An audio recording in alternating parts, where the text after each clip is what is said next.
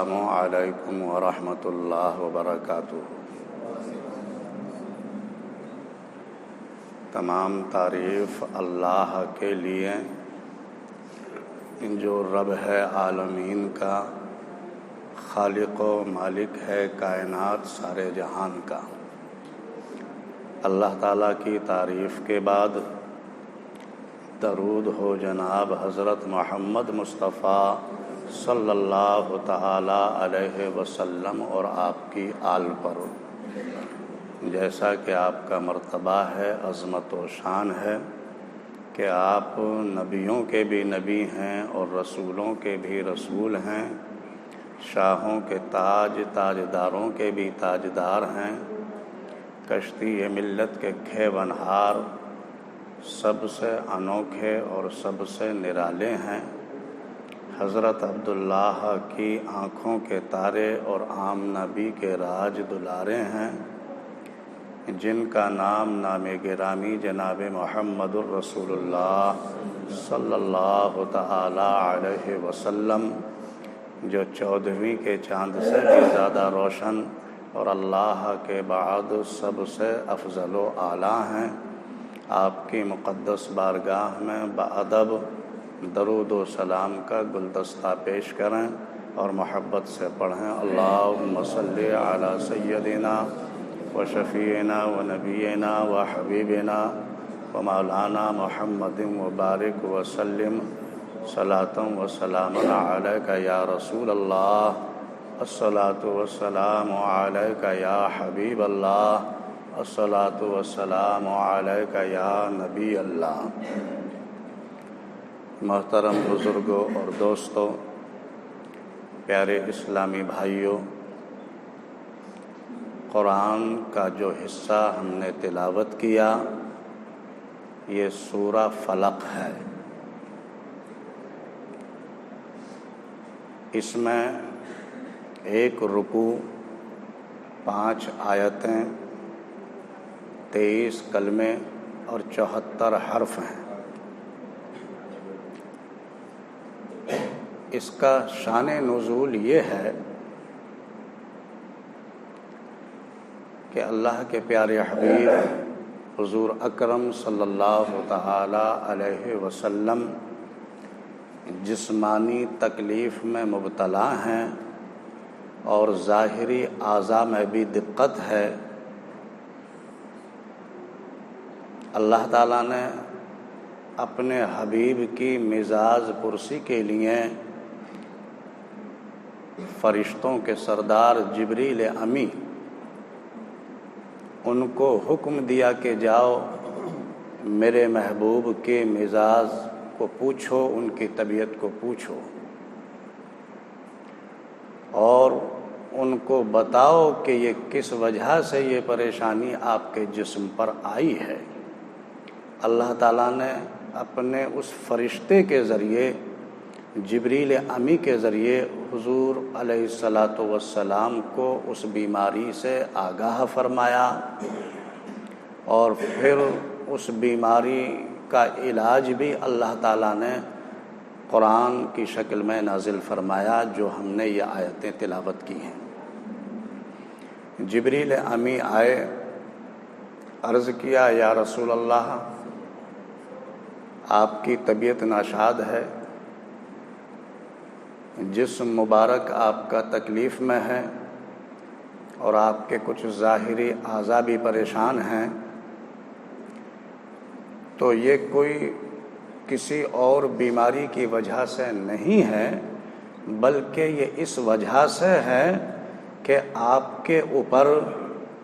لبید بن عاصم یہودی اور اس کی بیٹیوں نے جادو کیا ہے، اور وہ جادو کا سامان جو ہے وہ فلاں جگہ فلاں کنویں میں پانی کے اندر جو اس کی تہ ہے کنویں کی، اس تہ پر پتھر کے نیچے دبا دیا ہے۔ اللہ کے پیارے محبوب حضور اکرم صلی اللہ تعالی علیہ وسلم نے وفادار اور جانثار حضرت علی کرم اللہ وجہہ کو طلب فرمایا۔ حضرت علی حاضر آئے، یا رسول اللہ، یا حبیب اللہ، میں آپ پر قربان جاؤں۔ آپ نے مجھے یاد فرمایا۔ حضور نے ارشاد فرمایا کہ اے علی، جاؤ فلاں جگہ اور فلاں کنواں ہے، اس کے اندر پانی کے نیچے، اس کی تہہ پر پتھر کے نیچے وہ سامان دبا ہوا ہے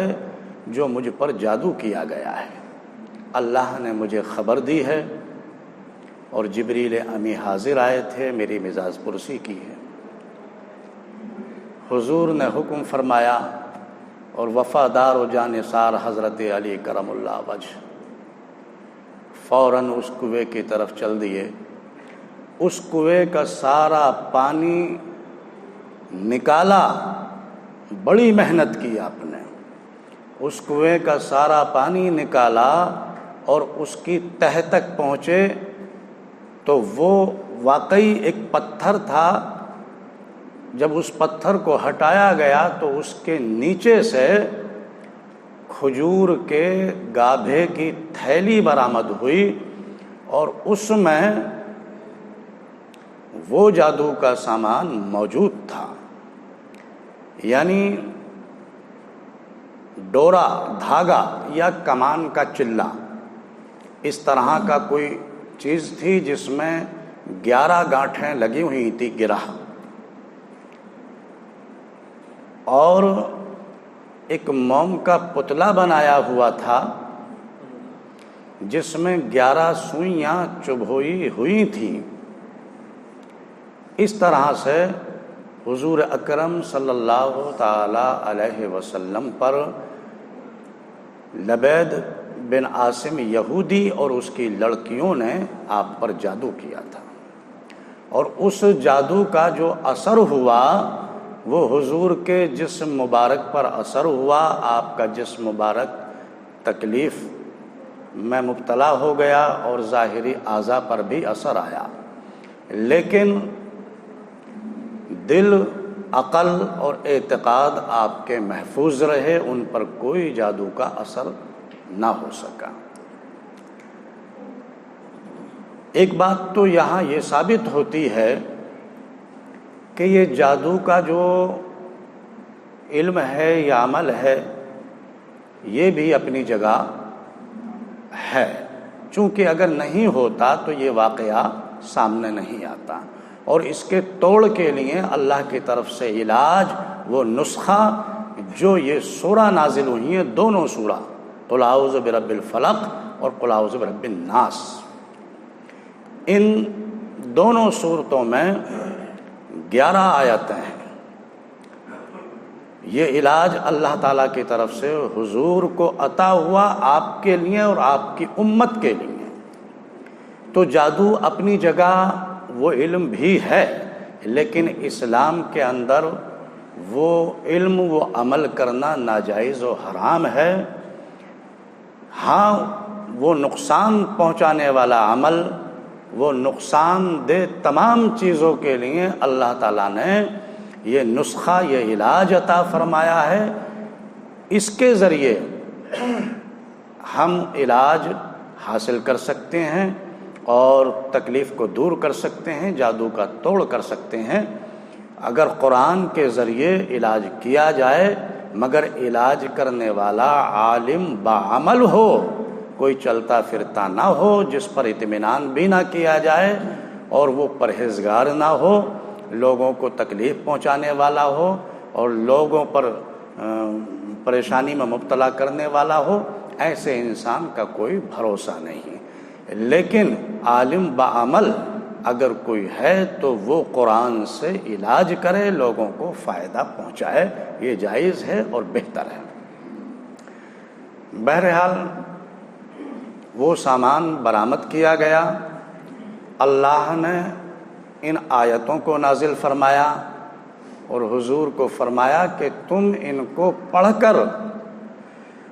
پھونکتے رہو۔ ایک آیت پڑھی جاتی تھی تو ایک گرہ کھل جاتی تھی، دوسری آیت پڑھی گئی تو دوسری گرہ کھل گئی اور وہ سوئی اس موم کے پتلے سے نکل گئی۔ اسی طرح سے یہ آیتیں پڑھی گئیں اور وہ سوئیاں موم کے پتلے سے ساری کی ساری نکل گئیں اور وہ تمام گرہیں اس دھاگے کی یا کمان کا جو چلہ ہوتا ہے اس میں جو لگی ہوئی تھی وہ گرہیں بھی کھل گئیں، اور اس طرح سے حضور اکرم صلی اللہ تعالی علیہ وسلم صحت یاب ہو گئے اور بالکل ٹھیک ہو گئے۔ قل اعوذ برب الفلق، اللہ نے اپنے محبوب سے فرمایا اے میرے محبوب تم فرما دو کہ میں اللہ کی پناہ لیتا ہوں، وہ جو صبح کا پیدا کرنے والا ہے۔ پیارے اسلامی بھائیوں، سوچو اور ذرا گہرائی سے سوچو، یہ لفظ کہنے میں تو آسان ہوا کہ صبح کا پیدا کرنے والا، لیکن یہ اتنی بڑی خوبی ہے، یہ اتنا بڑا وصف ہے جو اللہ ہی کو حاصل ہے، یہ اللہ ہی کا وصف ہے، اسی کو قدرت، اسی کو طاقت حاصل ہے۔ دنیا میں کوئی طاقت ایسی نہیں ہے جو تمہیں اندھیرے سے نکال سکے، اور اندھیرا ایک خوف ہوتا ہے، اندھیرا اضطراب ہے، بے چینی ہے، کرب ہے، پریشانی ہے، اور اضطراب اور بے چین آدمی جو خوف میں مبتلا ہو وہ منتظر رہتا ہے کہ مجھے امن و رحمت نصیب ہو جائے، مجھے روشنی نصیب ہو جائے، مجھ سے یہ خطرہ دور ہو جائے۔ تو ایسی حالت سے نکل آنا کتنی بڑی یہ رحمت ہے اللہ کی اپنے بندوں پر، کہ اس رات سے جو خوف میں مبتلا کیے ہوئے تھی، جس میں کرب تھا، بے چینی تھی، اور وہاں سے نکل کر آپ روشنی میں آئے، آپ کو دن کا اجالا نصیب ہوا۔ یہ اللہ ہی کا وصف ہے، اسی کی خوبی ہے، اسی کی طاقت ہے، دنیا کی کوئی طاقت بھی اس اندھیرے سے آپ کو نکال نہیں سکتی۔ اللہ نے صبح پیدا کی، صبح میں فجر کی نماز ہوا کرتی ہے، شکر کی نماز ہے، بہت بڑی عبادت ہے کہ ہمیں چاہیے کہ اللہ کے حضور ہم اللہ کے شکر کے لیے فجر کی نماز کے رکوع اور سجدوں میں گر جائیں اور اپنے رب کو گڑ گڑا کر اس کا شکر ادا کریں کہ اللہ تو نے ہمیں رات کے اندھیروں سے نکالا ہے اور یہ صبح کر کے ہمیں دن عطا فرمایا ہے۔ من شر ما خلق، اور سب مخلوق کے شر سے، فساد پھیلانے والوں سے، تکلیف دینے والوں سے، بربادی کی طرف سوچ رکھنے والوں سے، یعنی سب مخلوق کے شر سے بھی میں اللہ کی پناہ لیتا ہوں، جاندار ہو یا غیر جاندار، مکلف ہو یا غیر مکلف۔ بعض مفسرین فرماتے ہیں کہ یہاں مخلوق سے مراد ابلیس اور ابلیس کی راہ پر چلنے والے لوگ ہیں، جو لوگوں پر شر کرتے ہیں، انہیں تکلیف پہنچاتے ہیں، انہیں پریشان رکھتے ہیں۔ وَمِن شَرِّ غَاسِقٍ إِذَا وَقَبَ، پھر آگے اس میں کہا گیا اور میں پناہ لیتا ہوں اپنے رب کی اس ڈوب جانے والے رات کے اندھیروں سے بھی، اور جو ڈوب جانے والے چاند ہیں ان سے بھی، میں ان کے شر سے بھی اللہ کی پناہ چاہتا ہوں۔ جو ڈوبنے والا ہے یعنی چاند، حضرت ام المومنین عائشہ صدیقہ رضی اللہ تعالی عنہا فرماتی ہیں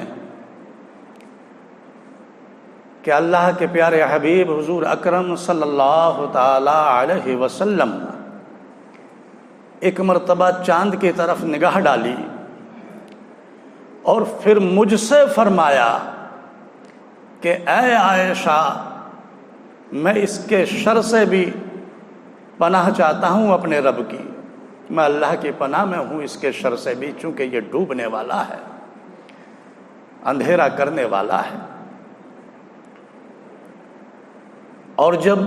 مہینے کا آخر وقت ہوتا ہے، چاند جب ڈوب جاتا ہے، چھپ جاتا ہے،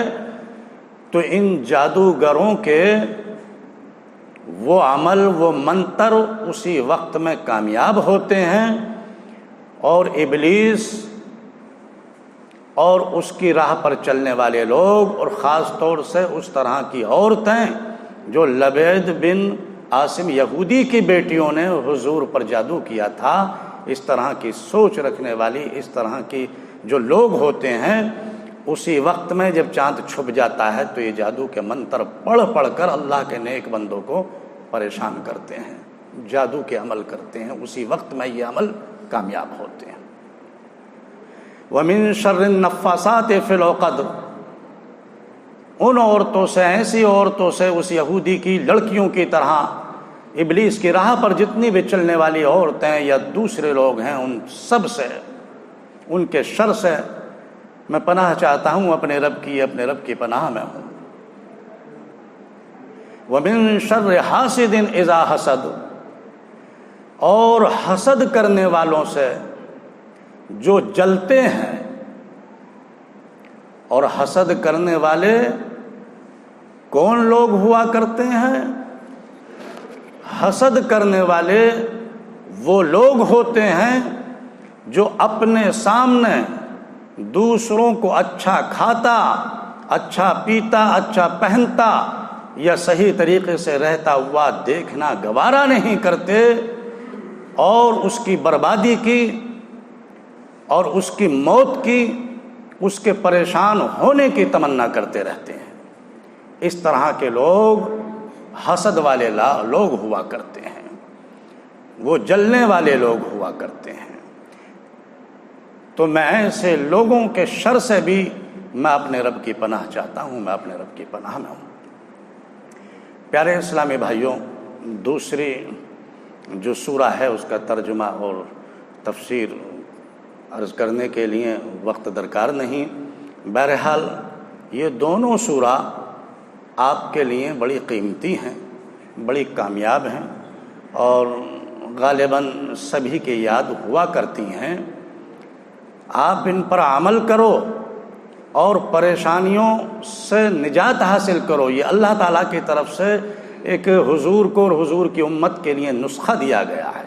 علاج دیا ہے، مگر شرط یہ ہے کہ اس پر مضبوطی سے یقین رکھو، اور یہ سمجھ لو کہ انشاءاللہ اس کی تلاوت سے، اس کے پڑھنے سے، اور ہم